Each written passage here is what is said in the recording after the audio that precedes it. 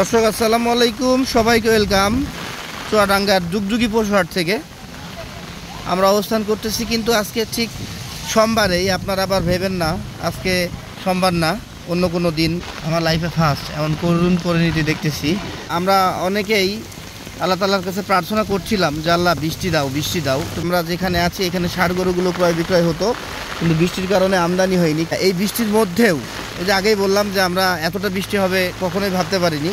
তো সেই ভাবনা থেকেই অনেক ব্যাপারী চলে এসেছে। হ্যাঁ, কুমিল্লার ব্যাপারী, ঢাকার ব্যাপারী অনেকে এসছে। তারা মিনিমাম একজন 2-3 ট্রাক করে গরু কিনতো। তো সেখানে গরু দেখেন, গরুর সংখ্যা অল্প আমদানি হয়েছে, তারপরেও যারা বিক্রেতা আছে তারাও আশা হারায়নি। গরু নিয়ে যায়, কেউ না কেউ আসবে, হাটবার না আজকে, আর গরু আসবে না এরা জানতো, তারপরেও এসেছে। দর্শক এই যে দেখেন, যারা ফ্রিজিয়ানে পারি তারা খুব বেশি দেখছি ফ্রিজিয়ানগুলোই আনছে ক্রস। ওখানে একটা দেশি দেখা যাচ্ছে, গাড়িতে একটা আছে, ওইটাও ফ্রিজিয়ানের সাথে শাহিওয়ালের আছে ক্রস। দেখছেন কি ভারী বর্ষণ হচ্ছে আর বাতাস, আমি তো হাতিটাই সামলাইতে পারছি না। ব্যবসায়িক দিক থেকে চিন্তা করলে অনেকেই আজকে ক্ষতিগ্রস্ত হয়েছে, কিন্তু আল্লাহ তাআলা যেটা করে সেটা ভালোর জন্যই করে।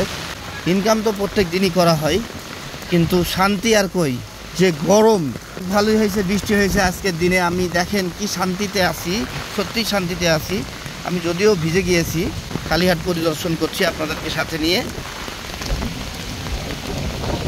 দেখছেন ওই যে আমাদের সেই হাসিল ঘর, যেখানে টাকা নেই, গরু বেচা কিনা করার পরে। দেখেন এই যে ব্যাপারী অনেকেই আছে এখানে। আজকের হাটটা হইলে অনেকের পকেট ভরত। সবাই কিন্তু হাটে আসে যে যার স্টাইলে ইনকাম করতে। তার যত স্টাইল আছে আজকের দিনে আর প্রয়োগ করেন না ভাই, এটা তুলে রাখেন। আজকের হাটের পরিস্থিতি আপনাদেরকে জানালাম। আল্লাহ হাফেজ, টাটা।